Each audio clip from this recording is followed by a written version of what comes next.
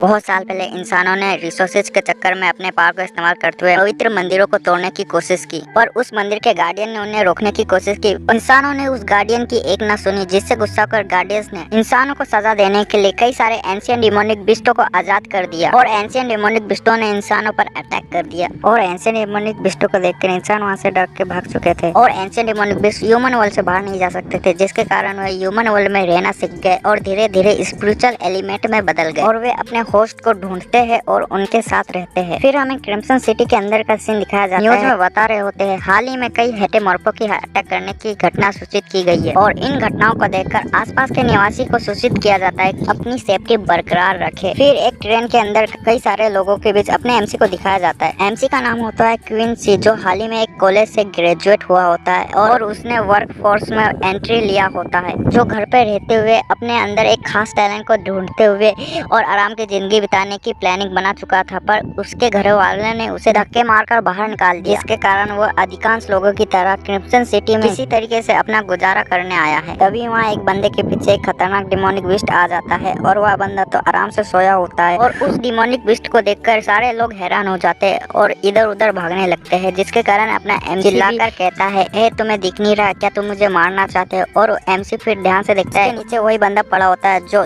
जबी सोया होता है और उसका खून निकल रहा होता है और हमें फिर उस मॉन्स्टर को दिखाया जाता है जो उनकी ओर बड़े खतरनाक तरीके से देख रहा होता है। इसे देखकर वह लोग बहुत हैरान हो जाते हैं और घबरा जाते हैं और चिल्लाकर कहते हैं, ये तो एक इविल हेटेरोमॉर्फ है। फिर हमें इनके बारे में बताया जाता है, एंशिएंट डिमोनिक बिस्ट स्पिरिट के फॉर्म में इंसानों को इनहेबिट कर लेते हैं, जिन्हें हेटेरोमॉर्फ कहते हैं। ह्यूमन बॉडी को कंट्रोल करने के बाद अपने माइंड और हार्ट को पूरी तरीके से बुराई से भर देता है। फिर वो एंशिएंट बिस्ट इंसानों पर अटैक कर देता है। सी भी उस हेटेरोमॉर्फ को देख लेता है और कहता है, ये तो एक हेटेरोमॉर्फ है, लेकिन वीडियो में जैसा था वैसा नहीं दिख रहा है, क्या ये एक असली हेटेरोमॉर्फ है? ट्रेन अपनी खतरनाक स्पीड में होता है और ट्रेन के अंदर से एक बंदा खतरनाक तरीके से खिड़की तोड़ के बाहर गिरता है। ट्रेन के अंदर भी सारे लोग एक दूसरे को धक्का देते हुए भाग रहे होते हैं और घबराए होते हैं और वहाँ मॉन्स्टर सभी को मार मार कर हालत खराब कर चुका होता है और वह डिमोनिक बिस्ट एमसी की तरफ बड़े गुस्से से देख रहा होता है और एमसी अपने मन में कहता है, दरवाजा वहाँ है, मुझे किसी तरीके से यहाँ से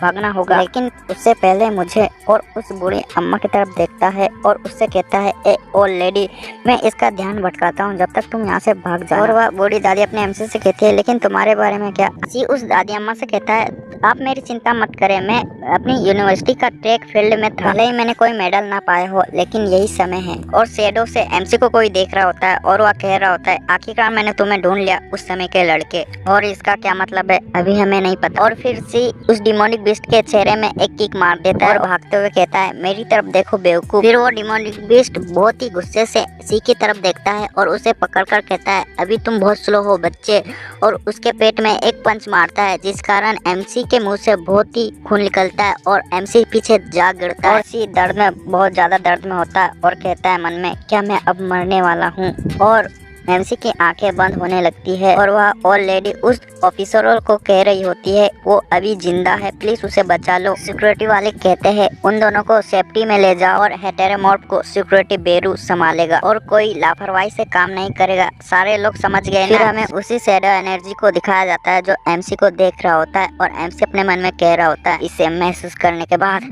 मैं यहाँ मर नहीं सकता, मैंने तो अभी जीना भी शुरू नहीं किया है। मैं उस बात को याद करता हूँ तो मेरी पुरानी मेमोरी मुझे याद आने लगता है। और एमसी को उसकी माँ या फिर उसकी आंटी कह रही होती है, तुम सच में एक बोझ हो, जरा पड़ोसी के बच्चे को देखो। अरे यार चलो हम नए दोस्त बनाते हैं, ये लूजर, मैं एक्चुअल में किसी और को पसंद करती हूँ।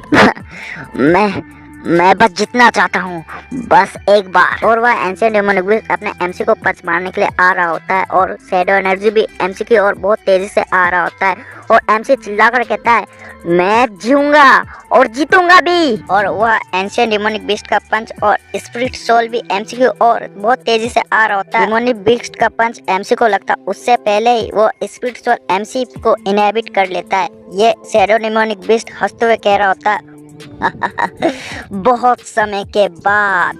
और सी हैरान होकर कहता है, क्या ये एक सपना है? एमसी को जिस शैडो डिमोनिक बीस्ट ने इनहेबिट किया होता है वह कहता है ये कोई सपना नहीं है, तुम ऐसे मीनिंगलेस मौत नहीं मरोगे। और वह डिमोनिक बीस्ट एमसी पर अटैक कर देता है, पर एमसी भी पूरी तरीके से डिमोनिक बीस्ट में बदल गया होता है और एमसी उसके ऊपर अटैक कर देता है। एमसी का पंच इतना पावरफुल होता है कि दूसरा वाला डिमोनिक बीस्ट का कवच टूट चुका होता है। और ब्लैक डिमोनिक बीस्ट कहता है एमसी को, मैं तुम्हें उम्मीद की एक रोशनी देता हूँ। ब्लैक हेटेरोमॉर्फ के पंच से व्हाइट हेटेरोमॉर्फ की बॉडी डिस्ट्रॉय हो रहा होता है। फिर ब्लैक हेटेरोमॉर्फ अपने क्लो को ट्रांसफॉर्म कर लेता है और अटैक करते हुए कहता है, मेरा ये क्लो ह्यूमन बॉडी और डिमन स्पिरिट के कनेक्शन को डिस्ट्रॉय कर देगा। और उस पर कई सारे अटैक करता है और बीच में से फाड़ देता है। और फिर एंशिएंट डिमोनिक बीस्ट की शरीर डिस्ट्रॉय हो चुका होता है और हमें उसके अंदर एक इंसान को दिखाया जाता है जो डर के मारे बेहोश हो चुका होता है और मुंह से झागल कर रहा होता है। फिर हमें उस डिमोनिक स्पिरिट को दिखाया जाता है जो पतली गली से निकलने की कोशिश कर रहा होता है, पर अपना ब्लैक डिमन कहता है, हेलो डियर, आखिरकार तुम मुझसे हाथ मिलाए बिना जा रहे हो। हाल पूछे बिना भागने की कोशिश